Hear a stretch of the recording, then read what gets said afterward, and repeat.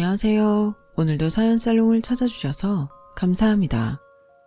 저는 현재 서울에서 5살 된 아들아이를 키우며 직장에 다니고 있는 워킹맘이에요.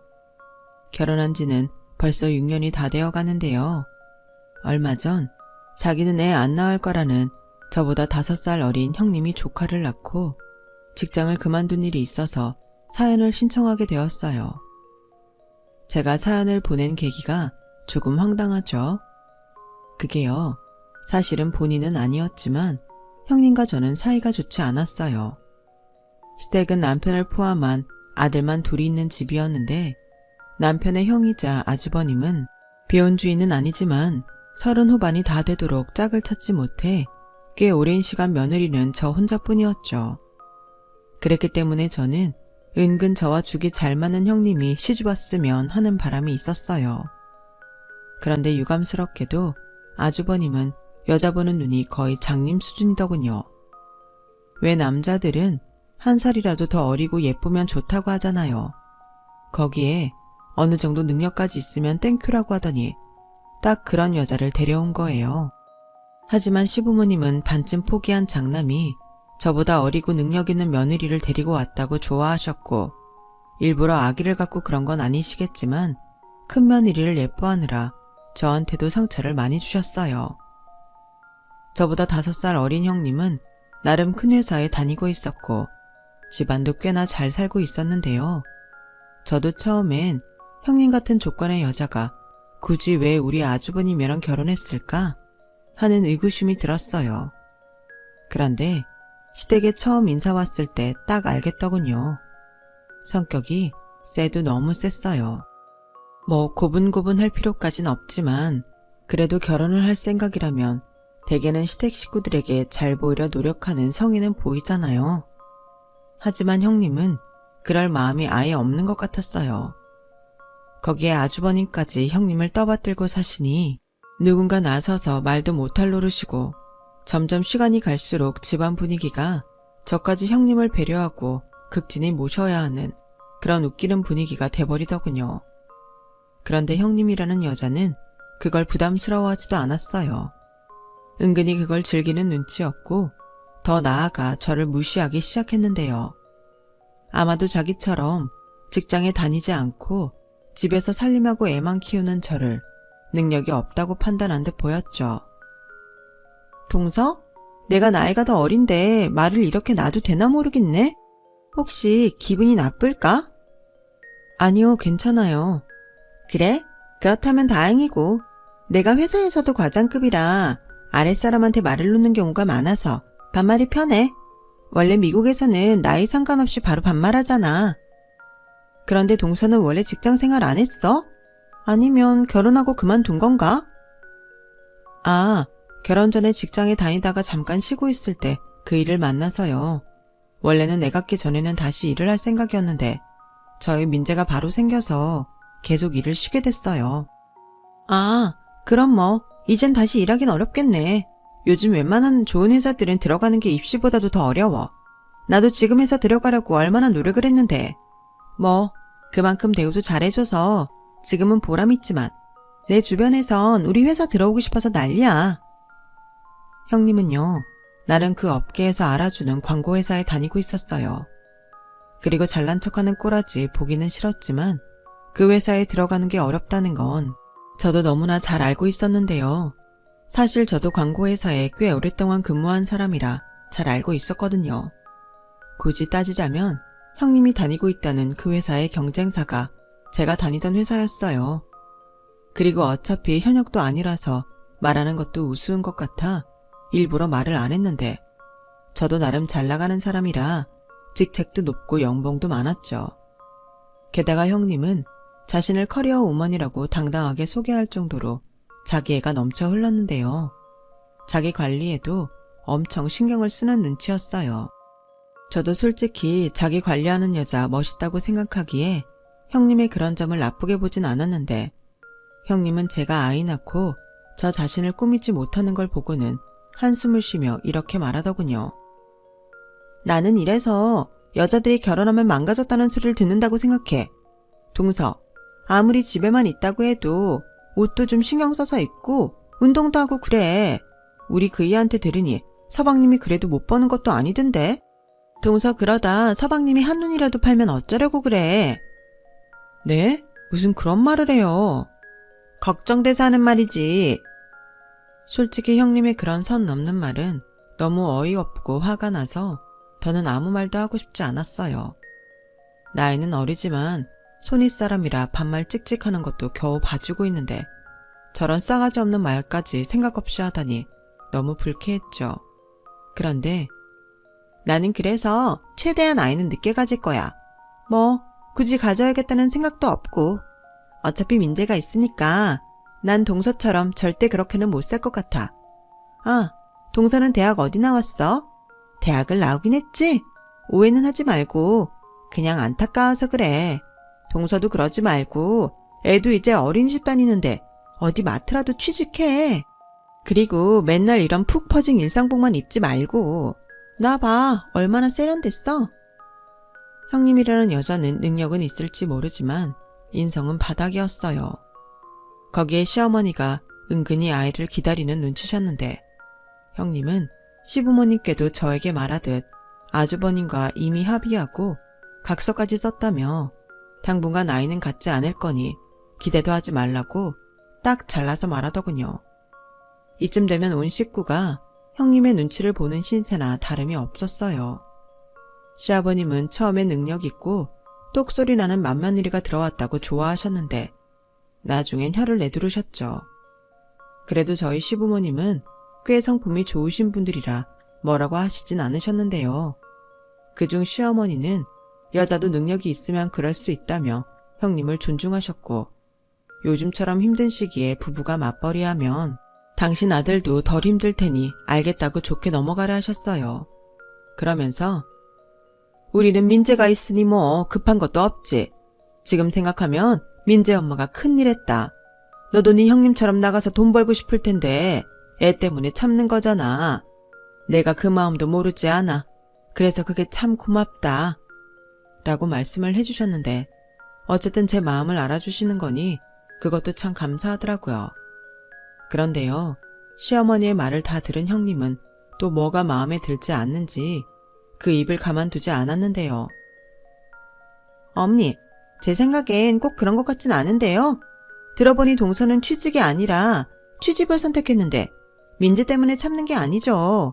오히려 민재 없었으면 눈치가 보이지 않았겠어요?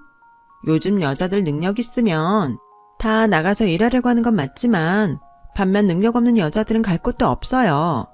동서, 예전 회사에서 월급 얼마 받았어? 한 200 받았어?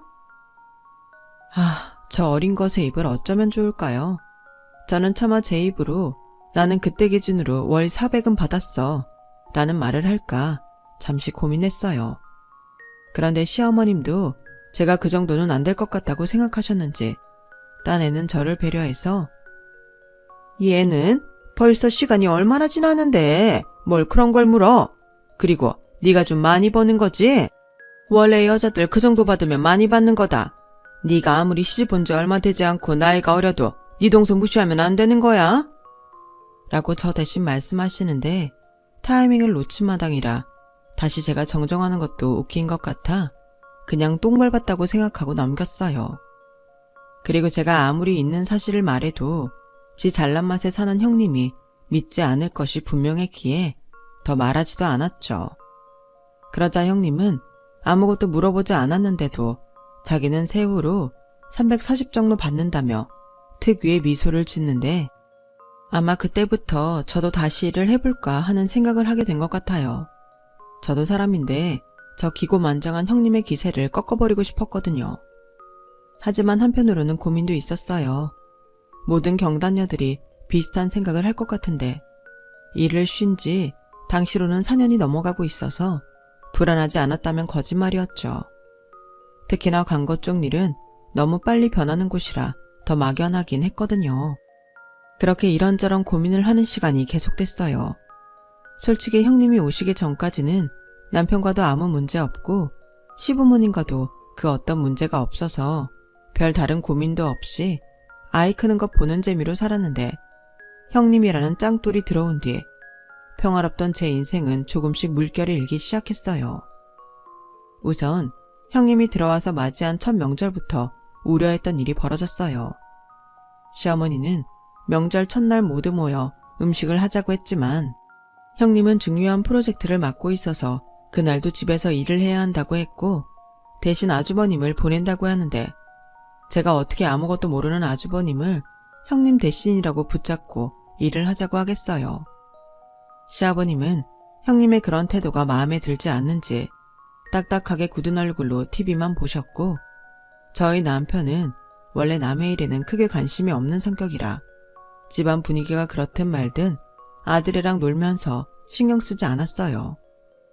대신 시어머니께서는 복잡 미묘한 얼굴을 하고 계셨는데 아마도 당신도 갓 시집온 첫째 며느리가 마음에 들지 않지만 일 때문이라고 하니 뭐라고 하기가 그런 듯 보였어요. 그리고 다음날 아침 차례 지낼 준비를 마쳤는데도 형님이 오지 않았는데 그때는 저도 화가 나더라고요. 그래서 형님에게 전화를 걸었죠. 형님, 오시는 중이에요. 지금 차례 지낼 준비 다 끝났는데 식구들이랑 친척들 전부 기다리시거든요. 아, 동서, 미안해. 내가 어제 새벽 늦게까지 일을 하다가 잠이 들어서 늦잠을 잤네. 우리 그이 먼저 보낼 테니까 일단 차례 지내자. 막말로 내 조상도 아닌데 나 하나 기다리는 건 좀 아니지. 나도 최대한 빨리 준비해서 갈게. 참 어이가 없지 않나요? 무슨 일을 얼마나 대단하게 한다고 갓 시집온 며느리가 저렇게 행동을 하다니. 저는 이번 일만큼은 너그러운 시부모님도 참지 않을 거라고 오지랖 넓게 걱정을 했어요. 그런데요, 제 예상과 달리 오히려 제가 서운한 일만 일어났어요. 어머님, 아버님, 늦어서 죄송해요. 저도 최대한 맞추려고 노력하는데 워낙 업무량이 많다 보니 이렇게 됐어요. 제가 원래 결혼 전까지는 명절이고 뭐고 없이 일만 했거든요. 그래도 차차 조율하고 있으니까 양해 부탁드려요. 이 사람이 워낙 일중독이라서 좀 그런 면이 있긴 해. 근데 난 그게 좋아서 결혼한 거니까 엄마 아빠가 좀 봐줘요. 우리 집은 맏며느리 같은 재수씨가 있잖아. 그래도 그렇지. 한 집안 같은 며느리인데 누군 와서 일하고 누군 못 오고 그러면 안 된다. 민재 엄마 기분 상할 건 생각 안 해? 그야 똑같지 않잖아요. 이 사람은 직장 다니고 재수씨는 집에서 노는데. 아주버님, 그 말은 좀 그런데요. 제가 직장에 안 다닌다고 노는 건 아닌데요. 아, 말이 그렇다고요. 시간은 아무래도 이 사람보다는 재수씨가 더 자유로우니까요. 오해는 하지 말아요. 기분 나쁘라고 한 말은 아니니까. 다만 이 사람 좀 불편하지 않게 배려해달라는 말이에요. 형, 원래 배려받고 싶으면 내가 먼저 배려해야 하는 거야. 막말로 형수가 벌어서 우리한테 주는 것도 아닌데 왜 저 사람이 매번 형수를 배려해야 해? 나도 그건 아닌 것 같다. 형수, 저는 일하는 여자 충분히 이해해요. 그런데요, 그걸 방패처럼 쓰시면 안 되죠. 저도 직장 다니지만 좀 오바잖아요. 서방님, 같은 직장 아니잖아요. 저희 분야는 좀 그래요. 아무튼 늦어서 죄송합니다. 차례는 다 지내신 거죠? 형님은 저희 남편 말에 서둘러 이야기를 마치려 했어요. 그러자 아주버님이 저희 남편을 향해 불편한 시선을 던지기도 했는데 명절에 가족끼리 싸우는 일은 없어야 해서 그냥 넘기려 했고 명절 당일이고 이제야 식구들이 다 모여서 점심을 뭘 먹으면 좋을까 고민하고 있었는데 형님이 온 지 2시간이 되지 않아 나갈 채비를 했어요. 형님, 어디 가세요? 친정 가야지. 동서는 친정 안 가? 저도 갈 건데 점심 먹고 같이 움직이시죠. 오신 지 얼마 되지도 않으셨잖아요. 그게 우리 집은 포항이라 좀 멀어. 지금도 늦었다니까. 동선의 친정은 가깝다며. 네, 뭐 포항에 비하면 저희 친정은 안양이라. 집 가까워서 좋겠다. 그럼 동서는 그냥 저녁도 먹고 가. 어머님 아버님 적적하시잖아. 자기야, 우린 얼른 가자. 차 막혀. 저는 형님의 말과 태도에 이젠 헛웃음이 튀어나왔어요. 그러면서 시부모님께는 100만 원씩 넣은 분봉투를 각각 드렸는데 돈을 받으셔서 그런 건지 저희 집에 비해서 거리가 먼 사돈댁을 생각해서인지 시부모님은 뭐라고 하지도 않으셨고 시어머님은 제가 전날 힘들게 준비한 명절 음식까지 바리바리 싸서 형님 손에 들려줬어요. 당연히 서운했죠. 그게 저를 서운하게 할 의도는 없으셨는지 모르지만 같은 며느리 입장에서 좋을 수는 없었으니까요. 그리고 그렇게 큰 돈은 용돈으로 처음 받아보신다며 시어머님이 어찌나 좋아하시는지 20만 원 챙겨드린 저로서는 민망하기까지 했어요. 그뿐만 아니었어요. 김장날에도 그놈의 일 때문에 자기는 시간 내기 힘들다며 아주버님 손에 김치통만 들려보냈는데 시어머니한테는 못 가져 죄송하다고 백화점 스카프를 선물로 같이 보냈더라고요. 이쯤 되면 그냥 돈으로 다 떼우겠다는 심보로 보였고 앞으로도 매번 일 핑계로 이럴 거라는 게 뻔했어요. 게다가 시어머니는 뭔가 받아서 그런 건지 당신도 다 아시면서도 매번 저한테만 참으라고 하셨고 시어머님이 저러니 저는 자기 아랫사람이니 보이지도 않는 것 같더군요. 그리고 이 얌체 형님은 어쩌다 가족들이 모여 외식이나 나들이를 가면 아주버님도 있는데 꼭 자기가 계산하면서 온갖 생색은 지 혼자 다 냈어요. 그러다 시아버님의 환갑이 되었죠.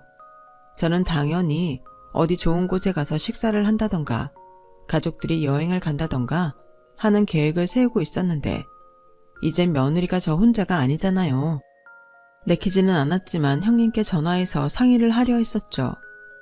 아버님 환갑? 아직 환갑 전이셨어? 난 진작에 지나신 줄 알았는데? 아버님 연세 그렇게 많지 않으세요. 어머님도 환갑 되려면 4년은 더 있어야 하는걸요. 그나저나 요즘 환갑은 잔치까지는 하지 않으니까 가족끼리 여행 가는 건 어때요? 제주도도 좋을 것 같은데. 에이, 무슨 제주도, 시시하게. 그냥 베트남이나 대만 같은 데 가자. 경비는 내가 낼게. 아니에요. 자식이 둘인데 같이 해요. 저 그 정도 돈은 있어요. 아니야. 괜히 뱁새가 황새 따라가다가 가랑이 찢어지지. 그 돈으로 민재 백화점에서 옷이라도 사다 입혀. 지난번에 보니까 옷이 너무 후줄근하더라. 요즘 엄마들 애 옷도 엄청 신경 써서 입힌다고 하던데 동서도 신경 좀 써. 아무튼 내가 알아서 할 테니까 동서는 내가 시키는 대로만 해. 어때? 나 같은 형님도 없지? 저도 사람이 꼬여서 그런 건지 형님의 말에 하나도 고맙지 않았어요. 좋은 의도로 그렇게 말하는 게 아니라는 걸 제가 모르지 않았으니까요. 그리고 더 기분 나쁜 건 제가 친구들이랑 여행이라도 가거나 조금 좋은 물건을 사기라도 하면 득달같이 손이 노릇을 하려 했어요. 동서는 나보다 나이도 많으면서 참 생각이 없다.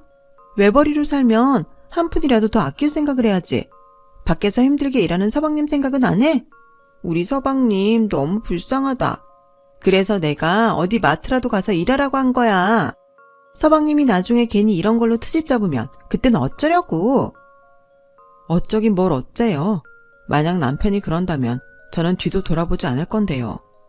게다가 형님은 제가 무슨 남편이 벌어다주는 돈으로 사치를 하는 것처럼 사람을 몰았지만 대개 그런 것들은 순수한 제 수입으로 하는 경우가 대부분이었어요.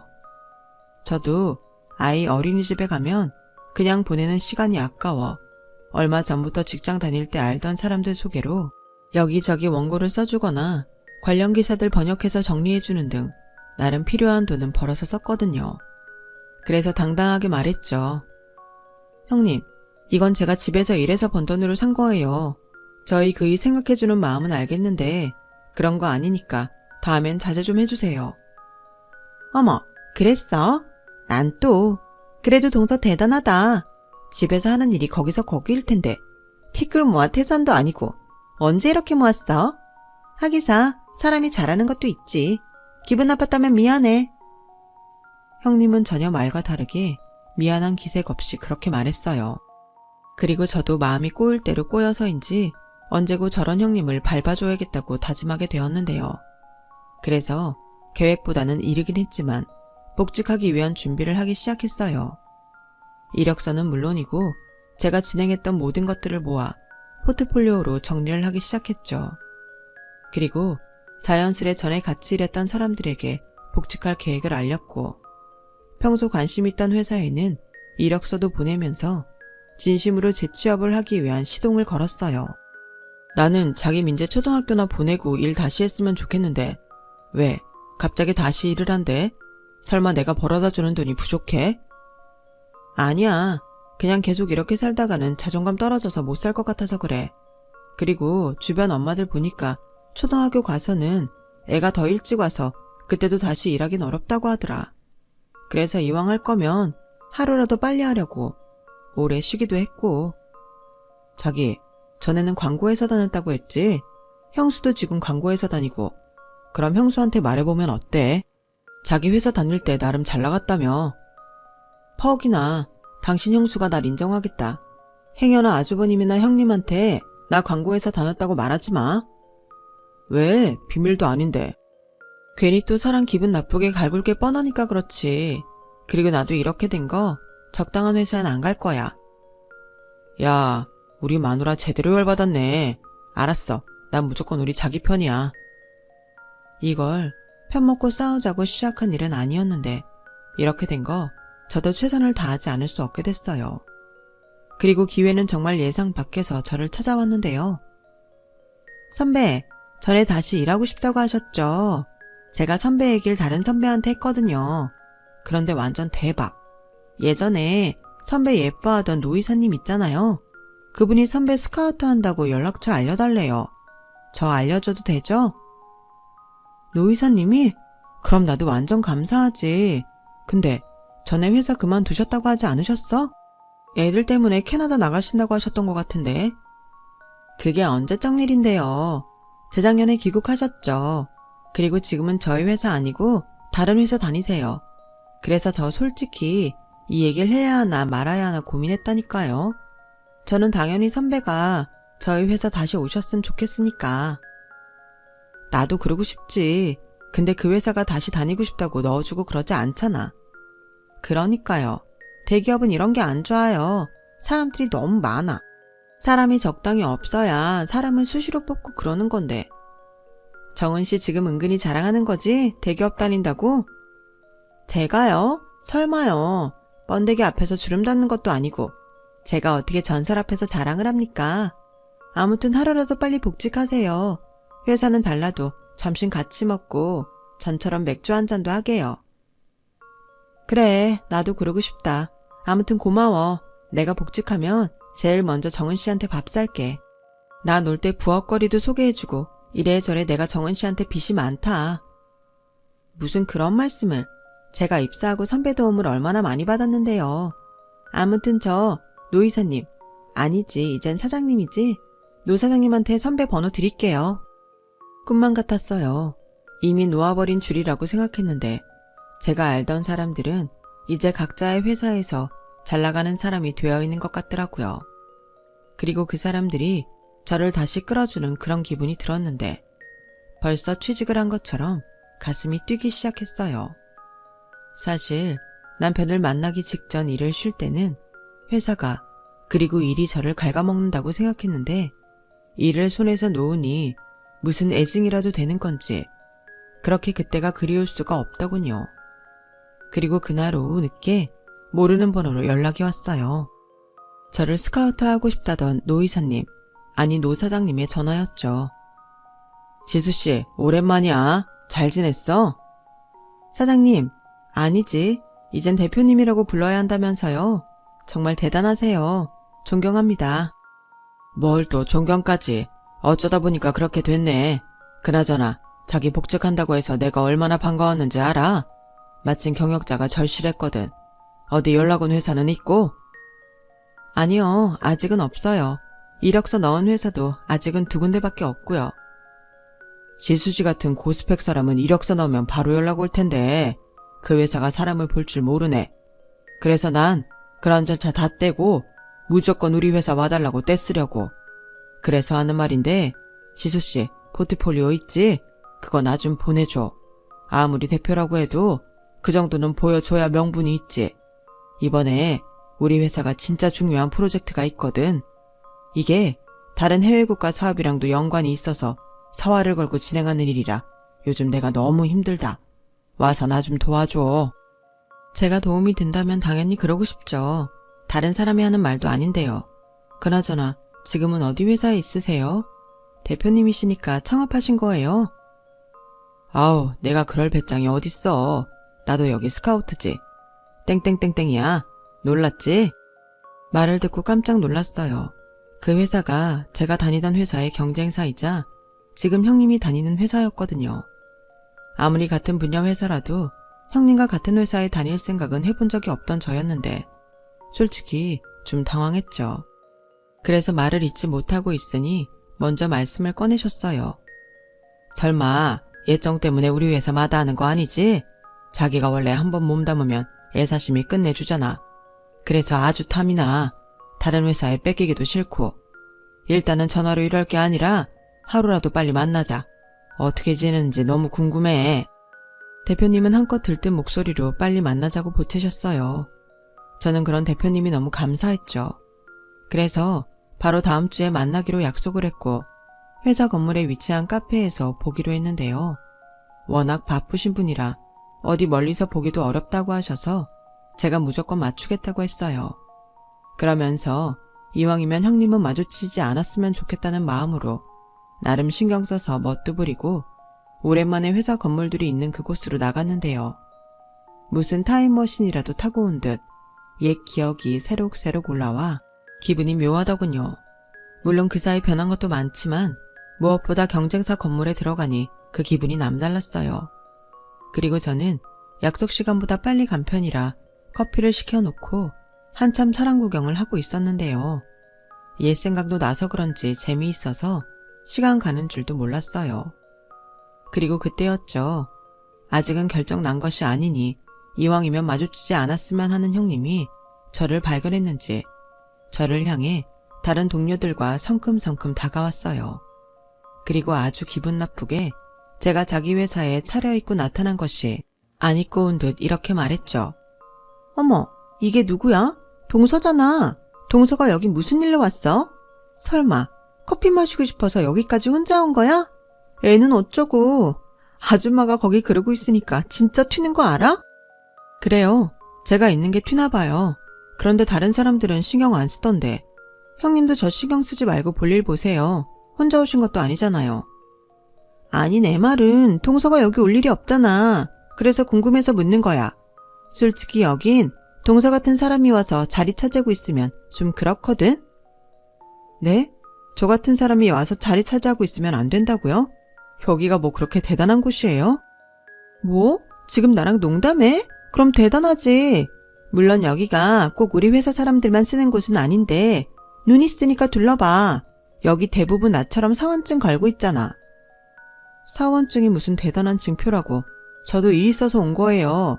그러니까 신경 끄고 커피나 마시고 가세요. 동서, 말이 좀 그렇다? 그래도 내가 손이 형님인데 밖이라서 뭐 계급장 떼고 붙어보자는 거야? 나 솔직히 좀 그래. 여기가 동서처럼 애엄마가 올 곳은 아니잖아. 무슨 일로 왔는지 모르지만 알고 싶지도 않아. 뭐 그저 그런 일이겠지. 그런데 이 회사에 내가 다니는 건 알고 있잖아. 그럼 적어도 여긴 오지 말아야지. 사람 쪽팔리게. 보니까 커피 다 마신 것 같은데 조용히 자리 옮겨. 그 만나기로 한 사람한테 다른 데서 보자고 해. 여기 내 얼굴 아는 사람 많거든? 사람 그만 망신시키고 가라고. 저는 너무 기가 막혔어요. 처음엔 그냥 유치하다고 넘기는 수준이었는데 이건 선을 넘어도 아주 제대로 넘은 거잖아요. 그래서 이번엔 정말 그냥 넘어가지 말아야겠다고 생각하던 찰나 저를 이곳에 부른 대표님이 제 이름을 부르며 나타나셨어요. 지수씨, 빨리 왔네. 잠깐만 기다려. 음료 주문하고 갈게. 봤죠? 내가 여기서 만나기로 한 사람. 설마 자기가 다니는 회사 대표님도 모르는 건 아닐 테고.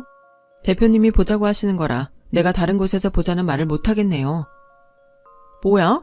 동서가 왜 우리 회사 대표님을 만나? 그리고 대표님이 어떻게 동서 이름을 알지? 왜긴요. 원래 알던 사이니까요. 전 직장에서 저를 예뻐해 주시던 이사님이셨어요. 제 말에 형님은 얼빠진 얼굴로 그 자리에서 굳어버렸어요. 그뿐만 아니죠. 형님과 같이 온 사람들도 이 상황이 놀라운지 눈을 이리저리 굴리는데 그제야 저를 유심히 보는 것 같았어요. 그리고 대표님이 오시면서 형님과 다른 사람들을 고개를 갸웃거리면서 쳐다봤는데 형님이 90도 폴더 인사를 하더니 꽁무니를 빼듯 그 자리를 도망치더군요. 어찌나 고소하던지 저도 모르게 웃음이 터지고 말았어요. 지수씨, 왜 그래? 그리고 아까 여기 있던 사람들 우리 회사 직원 같은데 지수씨 아는 사람이야? 아니요, 처음 봤어요.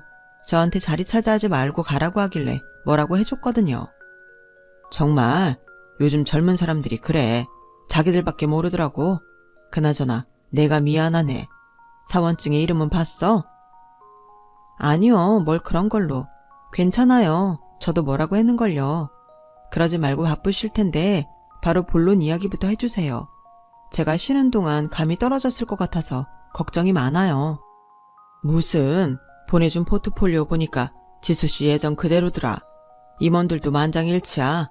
자기 언제부터 출근할 수 있어? 팀은 대충 능력 있는 사람들로 꾸렸고 지금 팀장급 뽑으면 돼. 그 팀장은 자기고. 저요? 제가 그렇게 중요한 자리에 어울릴까요? 그럼 이번 프로젝트는 무조건 경험이 있는 사람이 필요해. 자기 예전부터 쭉 글로벌 사업 쪽 일했잖아. 해외 바이오랑 협력해서 일도 많이 했고. 자기 포트폴리오 보고 사람들이 어서 모시자고 성화야. 다른 회사에 뺏기면 안 된다고. 어떻게 그런 능력을 갖고 이렇게 오래 쉴 수가 있어? 나 자기 영영 이 바닥에 안 들어오는 줄 알았잖아.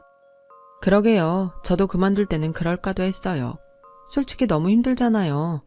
그런데 배운 게 도둑질이라고 안 하니까 이게 또 너무 하고 싶은 거 있죠? 내가 그 마음을 알지. 그래서 나도 그때 스카우트 제의한 회사가 우리 회사야. 이렇게 대표까지 될 줄은 몰랐지만 아무튼 나 자기 오케이 하는 걸로 알아도 되지? 시간 오래 못 줘. 다음 주 바로 출근해줬으면 좋겠는데 대우는 서운하지 않게 해줄게. 지금은 프로젝트 계약직으로 우리가 모셔오는 걸로 하고 내년엔 제대로 채용하는 걸로 하자. 그래야 헛소문이 안 돌아. 네, 저는 대표님만 믿고 그저 열심히만 할게요. 제가 실망시켜드리는 건 아닌지 모르겠어요. 저 바짝 긴장하고 최선을 다할게요. 그래, 난 자기 그런 자세가 너무 좋아. 그럼 잘 부탁해. 우리 회사에 온 걸 진심으로 환영해. 참 고맙게도 대표님은 제가 전에 다녔던 회사의 연봉보다도 훨씬 높은 금액으로 저를 채용했어요. 그리고 남편은 제 얘기를 듣고 저를 다시 봤다며 입이 떡 하고 벌어졌는데 기분이 나쁘지 않더라고요. 저는 워낙 어릴 때부터 부모님이 잘난 척하는 사람은 꼴불견이라고 배우며 컸기에 자기 자랑 같은 건 하지 않는 편이었는데 그래서인지 남편의 반응이 더 재미있었어요. 그리고 형님은 그날 이후 전에는 잘 하지도 않던 카톡과 전화로 자꾸만 사람을 귀찮게 했는데요. 제가 이윽고 시댁 식구들에게 복직을 하기로 했다는 사실을 알리고 그 회사가 형님과 같은 회사라고 말을 하자 시부모님과 아주버님의 표정이 정말 가관도 아니었어요. 형님 얼굴은 뭐 말할 것도 없었고요. 사실 이미 회사에서는 제 소문이 퍼질 대로 퍼져서 형님도 이젠 저에 대해서 다 아는 눈치였고 제가 팀장으로 가면서 팀원들 인사자료를 다 받기에 거기에 끼지도 못하는 형님은 더 이상 저한테 잘난 척을 할 수 있는 처지가 아니었어요. 그리고 형님도 형님이지만 시어머님이 정말 많이 놀라셨는데 집에서 애 키우며 살림만 하던 제가 그렇게 잘 나간다고 생각한 형님보다 사실은 더 능력 있는 사람이었다는 게 많이 놀란 눈치셨어요. 예, 민재 엄마야. 난 솔직히 아까 말 듣고 너무 놀랐다. 너는 그렇게 능력도 좋은 애가 왜 그러고 살았어? 왜요? 저는 민재 키우는 것도 너무 보람있고 어머님이랑 명절 음식하고 제사 준비하는 것도 좋아하는걸요. 그래도 그렇지. 너 은근히 내 뒤에서 나 흉봤을 거 아니야. 너보다 못한 네 형님은 그렇게 다 봐주고 넌 부려먹는다고. 아니에요. 저 그런 적 없어요. 솔직히 형님이 이리 빼고 저리 빼는 건 얄미워 죽겠었는데 어머님한테는 진짜 서운한 거 없어요. 착해 빠져서. 좋다. 우리 민재는 내가 전적으로 맡을게. 어린이집에서 데려와서 저녁까지 다 챙겨서 먹일 테니 넌 아무 걱정하지 말고 일해라. 정말요? 사실 다른 건 다 괜찮은데 민재가 걱정이었거든요. 그래, 내 주변 며느리 본 친구들도 다 그런 소리 하더라. 싫다고 해도 남의 손에 맡기는 건 또 싫으니까 자기들이 손자 손녀 보더라고. 난 뭐 그거에 비하면 다 큰애 보는 거지. 감사합니다. 제가 다른 건 몰라도 시댁복은 있나 봐요. 그렇게 저는 아이 걱정도 하지 않고 회사에 들어갈 수 있었어요. 그리고 첫 출근을 하니 제 이름이 적힌 자리가 딱 있는데 뭔가 심장이 마구 뛰더라고요. 그동안 충분히 쉬었으니 다시금 열심히 일하고 싶은 의욕이 샘솟았어요. 그리고 자리가 자리인지라 저도 형님의 위치가 어느 정도이고 능력이 얼만큼인지 알고 싶었는데 나 참 맨날 중요한 프로젝트 어쩌고 하더니 그런 능력은 없는 사람이더군요. 그냥 잘 나가는 척 코스프레를 하고 싶었던 게 분명했어요.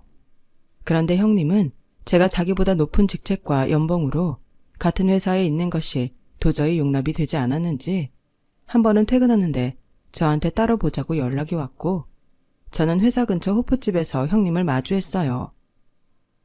동서, 내가 아무리 생각해도 이건 너무 부당한 일이라서 그냥 넘길 수가 없겠다. 동서 우리 대표님 이용해서 낙하산 입사한 거지? 그러지 않고서야 모집 공고도 없는데 이렇게 바로 들어올 수가 없잖아. 이봐요 최영주 씨, 우리 공과사는 좀 구별할까요? 집안 대소사 의논하는 것도 아닌데. 그리고 이젠 영주 씨도 알지 않나? 나 회사 중요한 프로젝트 때문에 스카우트 된 거. 나 전에 다니던 회사가 땡땡땡땡이야. 그래서 대표님하고도 아는 사이였던 거고. 내가 낙하산인지 아닌지는 앞으로 보면 알 거잖아. 아, 영주 씨가 그렇게 어렵게 들어간 회사에 내가 너무 쉽게 들어가서 배 아파?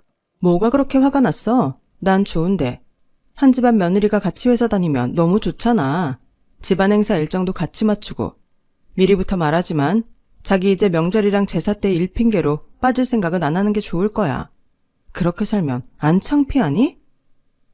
형님은 180도 바뀐 제 태도에 얼굴이 금방이라도 폭발할 것 같이 벌개졌어요. 그리고 씩씩거리며 그 뒤에는 아무 말도 하지 못했는데 그렇게 통쾌할 수가 없더군요.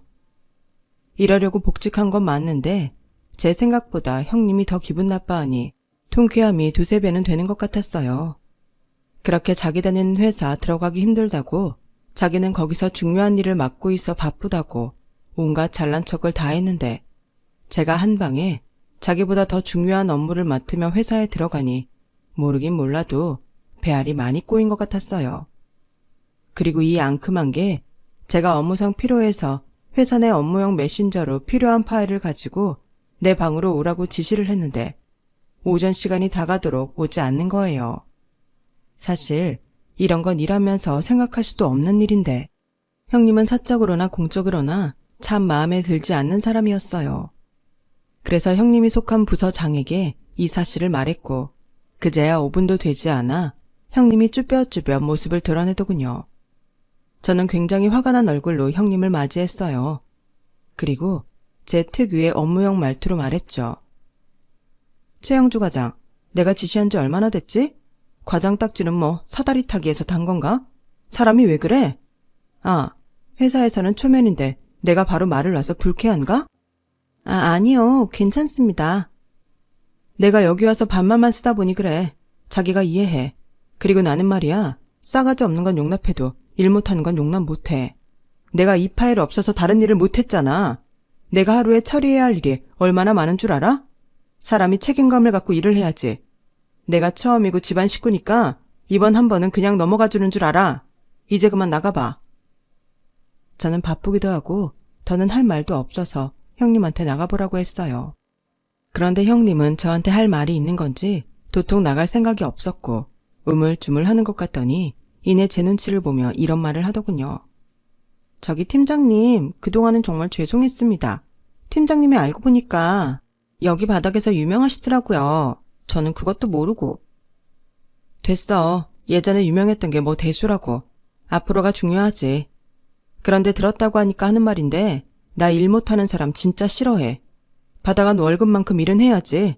아무리 우리 팀에 들어올 능력은 아니라지만 오늘처럼 내가 지시 내리면 일 처리는 빨리 부탁해. 앞으로 지켜볼 테니 유념하라고. 네, 죄송했습니다. 할 말 다 했으면 가봐. 저는 형님을 나가라고 하고 문이 닫히자 기분이 묘했어요. 그러게 사람이 처음부터 마음볼을 착하게 먹었으면 얼마나 좋아요. 같은 회사에 저라는 빽이 생기는 건데. 아무튼 그날 이후 형님은 말이 형님이지 회사에서는 물론이고 집에서도 제 눈치를 보느라 정신이 없더군요. 전에 같으면 커리어 우먼 행세하며 있는 생색 없는 생색을 다 내고 하기 싫은 건 회사 핑계로 빠졌을 형님이었는데 제가 딱 버티고 있으니 그야말로 꼬리 내린 개가 따로 없었어요. 저도 저지만 저희 시부모님이 그 점을 제일 괘씸해 하셨고요.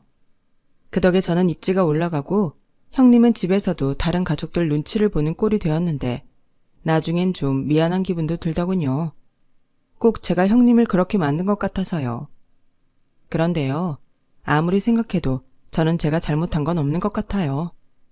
자기 자신을 그렇게 만든 건 형님 본인이죠. 저는 맹세코 일부러 형님을 곤란하게 하거나 괴롭힌 적이 없어요. 이런 말이 이런 상황에 맞을지 모르겠는데 자기가 판 무덤에 자기가 묻힌 꼴이 된 거죠. 그 뒤 저는 일부러라고 할 것도 없이 평소처럼 똑같이 열심히 일했어요. 저도 제 능력을 높게 평가해준 회사에 보답을 해야 했으니까요. 그래서 형님 생각은 정말 1도 하지 않고 공과 사를 딱딱 구별했는데 그러다 한 번은 시어머니 생신으로 형님 내외와 같이 모이게 됐는데 문득 이런 생각이 들더군요.